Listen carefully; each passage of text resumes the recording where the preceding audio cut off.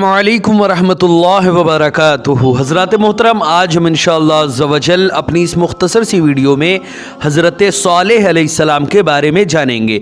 हज़रात मोहतरम, इससे पहले हमने हज़रत आदम अलैहिस्सलाम, हज़रत शीस अलैहिस्सलाम, उनके बाद हज़रत इदरीस अलैहिस्सलाम और हज़रत नूह अलैहिस्सलाम, साथ ही साथ हज़रत हूद अलैहिस्सलाम के बारे में मुफस्सल हमने वो तमाम बातें जानी जो हज़रत उन तमाम अंबिया इकराम की सवाने मुफस्सल उन तमाम बातों को जाना जो उनकी हयात तय्यबा थी। आज हम इंशाअल्लाह अज़्ज़वजल हज़रत सालेह अलैहिस्सलाम के बारे में जानेंगे। हज़रात मोहतरम, हज़रत सालेह अलैहिस्सलाम भी अल्लाह की जानिब से एक बहुत अजीम रसूल रहे हैं, जिनको अल्लाह रब्बुल इज़्ज़त ने हज़रत हूद अलैहिस्सलाम के बाद इस दुनिया फ़ानी में कौम की हिदायत के लिए भेजा था। हज़रत मोहतरम, हज़रत सालेह अलैहिस्सलाम के बारे में तमाम बातें इंशाअल्लाह अज़्ज़वजल आज हम अपनी इस मुख्तसर सी वीडियो में जानेंगे। वीडियो पसंद आए तो वीडियो को लाइक करें, शेयर करें, और अगर हमारे मोहम्मदी चैनल पर नए आए हों तो इसे ज़रूर सब्सक्राइब करके बेल आइकन को भी ज़रूर दबाएं ताकि इस तरह की तमाम इन्फॉर्मेटिव वीडियोज़ आप तक ज़रूर पहुँचे। आपसे गुजारिश है कि हमारे चैनल पर जितनी भी वीडियोज़ हैं आप ख़ुद भी देखें, अपने दोस्तों, अहबाब, रिश्तेदार और मिलने जुलने वालों को भी शेयर करें ताकि ज़्यादा से ज़्यादा लोगों तक अल्लाह और रसूल का पैगाम पहुँचे और सवाब जारिया की सूरत में क़यामत तक आपको इसका सवाब मिलता रहे। हज़रात मोहतरम, हज़रत सालेह अलैहिस्सलाम कौम समूद की तरफ तशरीफ़ लाए थे। हज़रात मोहतरम, इससे पहले जो हमने जाना था वो हज़रत हूद अलैहिस्सलाम के बारे में जाना था। हज़रत हूद अलैहिस्सलाम के 100 साल बाद अल्लाह रब्बुल इज़्ज़त ने हज़रत सालेह अलैहिस्सलाम को मबूस फरमाया था।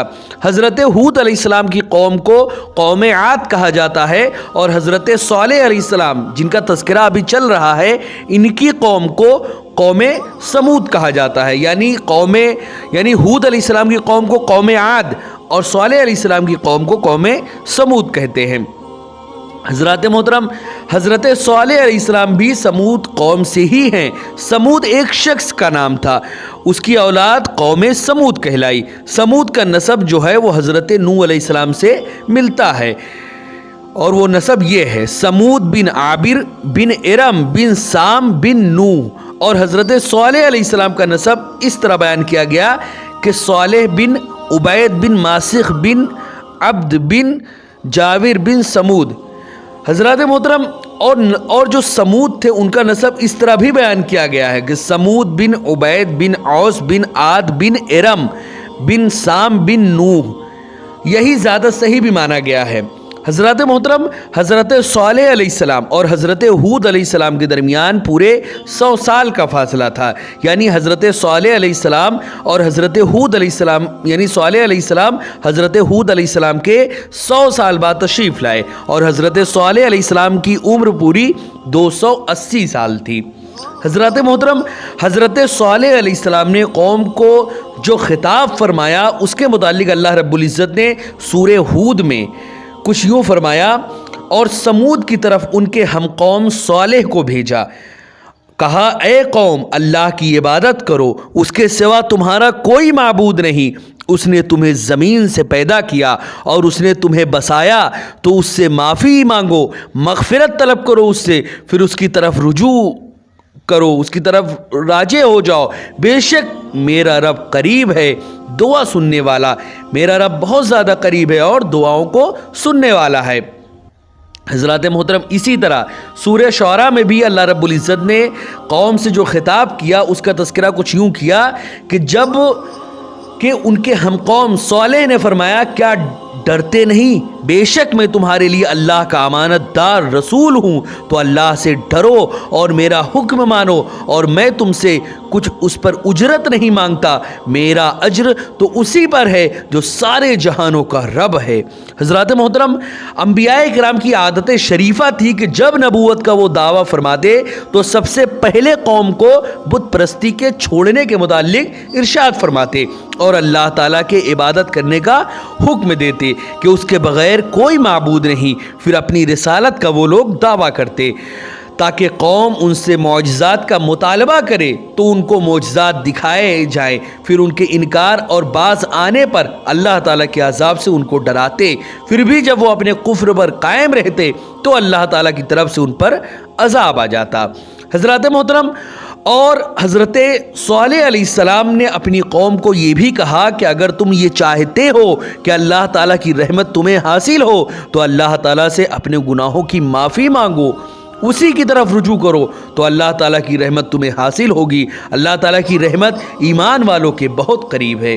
حضرات محترم، جب حضرت صالح علیہ السلام نے اتنی باتیں اپنی قوم سے کہی، قوم سے جب کہا اور ساتھ ہی ساتھ قوم سے آپ نے یہ بھی کہا کہ تم کو دنیا میں ہمیشہ نہیں رہنا، تم اپنے جسامت اور اپنے طاقت کے بل پر یہ مت سمجھو کہ تم کو اس دنیا میں ہمیشہ رہنا ہے۔ اللہ رب العزت نے سورہ شعراء میں حضرت صالح علیہ السلام نے جو اپنی قوم سے کہا تھا اس کا تذکرہ کچھ یوں کیا کہ کیا تم یہاں کی نعمتوں میں چین سے چھوڑ دیے جاؤ گے، باغوں اور چشموں اور کھیتوں اور کھجوروں میں جن کا شگوفہ نرم نازک ہوتا ہے، اور پہاڑوں میں گھر تراشتے ہو استادی سے، تو اللہ سے ڈرو اور میرا حکم مانو اور حد سے بڑھنے والوں کے کہنے پر نہ چلو، وہ جو زمین میں فساد پھیلاتے ہیں اور اصلاح کا کام نہیں کرتے۔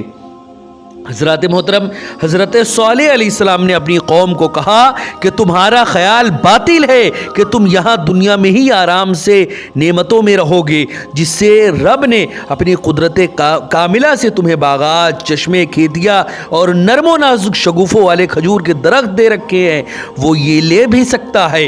تمہیں دنیاوی نعمتوں پر ناز نہیں کرنا چاہیے، آخر دنیا کو چھوڑ کر بھی جانا ہے۔ تم بڑی مہارت سے پہاڑوں کو تراش کر گھر بناتے ہو، اس وجہ سے بھی تم شاید یہی سمجھتے ہو کہ تم کو دنیا میں ہمیشہ رہنا ہے، لیکن تمہاری یہ سوچ سراسر غلط ہے۔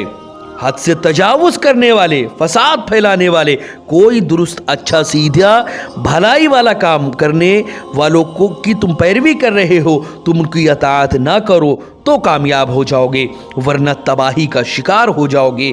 کامیابی صرف اللہ تعالیٰ کی طرف رجوع کرنے اور میرا حکم ماننے میں ہے۔ حضرات محترم، جب حضرت صالح علیہ السلام نے اپنی قوم کو تبلیغ فرمائی تو آپ کی تبلیغ سے قوم جو ہے وہ دو فریقوں میں بڑھ گئی۔ آپ کی تبلیغ سے قوم میں دو فریق ہو گئے۔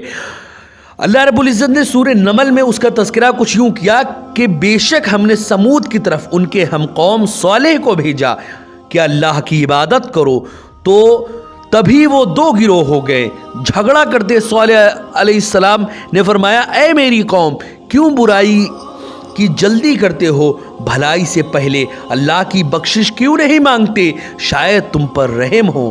حضرات محترم، حضرت صالح علیہ السلام کی تبلیغ پر کچھ لوگ ایمان لے آئے اور دوسرے لوگ اپنے کفر پر قائم رہے۔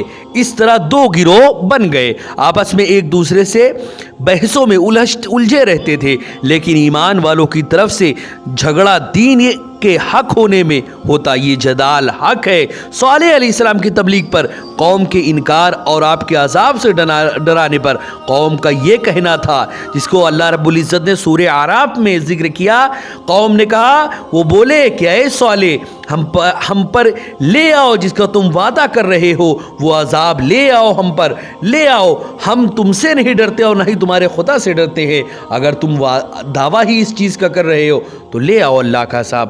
حضرات محترم، اس کے جواب میں صالح علیہ السلام نے کہا، اے میری قوم، تم اچھائی کے بدلے برائی میں جلدی کیوں کرتے ہو؟ یعنی یہ دنیاوی نعمتیں، آرام تمہیں حاصل ہے جو، لیکن اس کے بدلے تم عذاب اور اپنی تباہی و بربادی طلب کرتے ہو، یہ کہاں کی عقل ہے؟ تمہیں اللہ تعالیٰ سے اپنے گناہوں کی معافی طلب کرنی چاہیے تاکہ اللہ رب العزت تم پر رحم کرے اور تم پر مسلسل اپنی نعمتیں نازل فرماتا رہے۔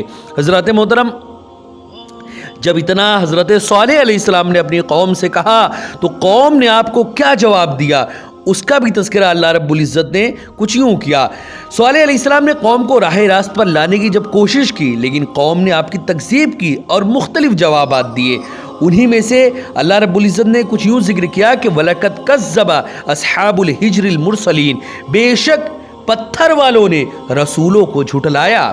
حضرات محترم، حجر جو ہے یہ ایک وادی ہے مدینہ اور شام کے درمیان، جس میں سمود کی قوم کے لوگ رہتے تھے۔ انہوں نے اپنے پیغمبر صالح علیہ السلام کی تکذیب کی۔ چونکہ ایک نبی کی تکذیب तमाम अंबिया इकराम की तकजीब है, इसलिए कि तमाम अंबिया इकराम अलैहिमुस्सलाम अल्लाह ताला की वहदानियत पर ईमान लाने और उसी की इबादत करने की दावत देते हैं, और हर नबी दूसरे तमाम अंबिया इकराम पर ईमान लाने की दावत देता है। इसलिए एक नबी की तकजीब से दूसरे तमाम अंबिया इकराम की तकजीब लाजमी आती है। यही वजह है कि रब ने फरमाया हजर वालों ने रसूलों की तकजीब की, हालांकि बज़ाहिर एक नबी हज़रत सालेह अलैहिस्सलाम की वो तकजीब कर रहे थे। कभी कौम ने यह भी कहा, जिसका तज़किरा अल्लाह रब्बुल इज़्ज़त ने सूरह हूद में फरमाया, ऐ सालेह, इससे पहले तो तुम हम में होनहार मालूम होते थे, क्या तुम हमें अपने बाप दादा के माबूदों की पूजा करने से मना करते हो? बेशक जिस बात की तरफ तुम हमें बुलाते हो हम उस पर एक बहुत बड़े धोखा डालने वाले शक में हैं। हज़रात मोहतरम, कौम कहने लगी, हमने तो तुम्हें बड़ा अक्लमंद और बहुत समझदार समझा था, हमें तो तुम पर बड़ी उम्मीदें थी कि तुम हमारे दीन के इमदाद करोगे, हमारे मज़हब की तक़वियत का सबब बनोगे, हमारे तरीक़े की तायीद करोगे। यानी किसी कौम में जब भी कोई शख्स इल्म व फ़ज़ल में आला मकाम हासिल करता है तो कौम उससे अपने मकसद के मुताबिक उम्मीदें वाबस्ता कर लेती है। आपकी कौम ने भी यही समझा था कि हमारे बातिल दीन की ये इमदाद करेंगे।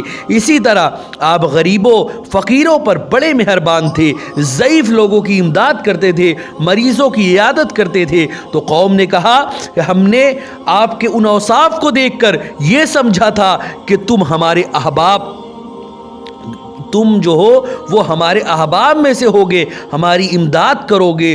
तुमने ये अदावत और बुग़्ज़ हमारे साथ कैसे शुरू कर लिया? हमें तो तुम पर बड़ा ताज्जुब है कि तुम हमें अपने बाप दादा के माबूदों की पूजा से रोक रहे हो। हमें तो अब तुम पर शक होने लगा कि तुम हमें किस बड़े धोखे में मुब्तला करना चाहते हो। हज़रात मोहतरम, आपने कौम को जो जवाब दिया, इसके बाद अल्लाह रब्बुल इज़्ज़त ने सूरह हूद में ही उसका तज़किरा कुछ यूँ किया।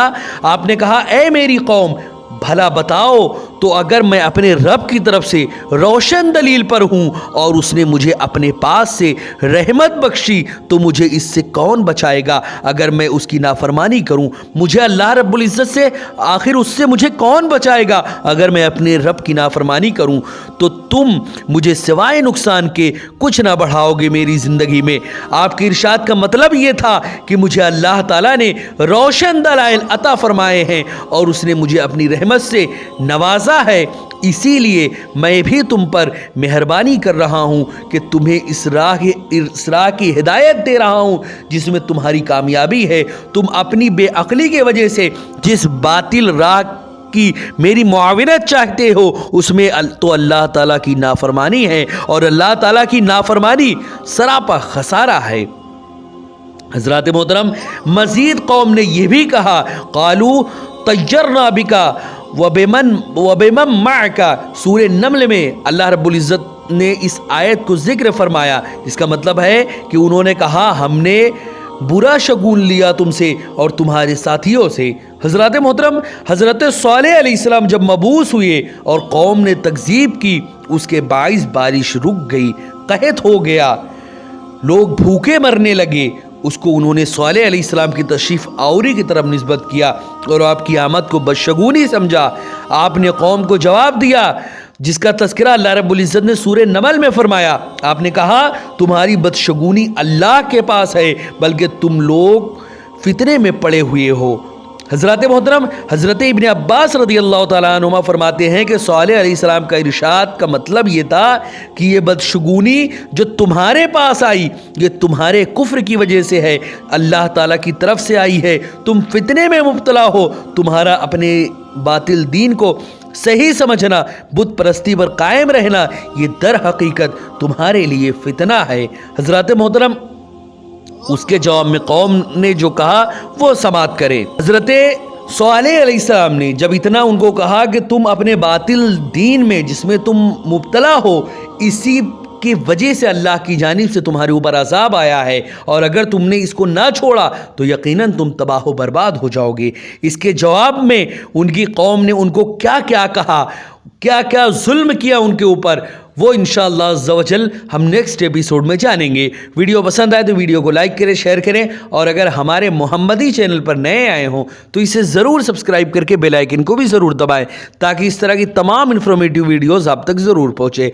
अस्सलामु अलैकुम वरहमतुल्लाहि वबरकातुहू।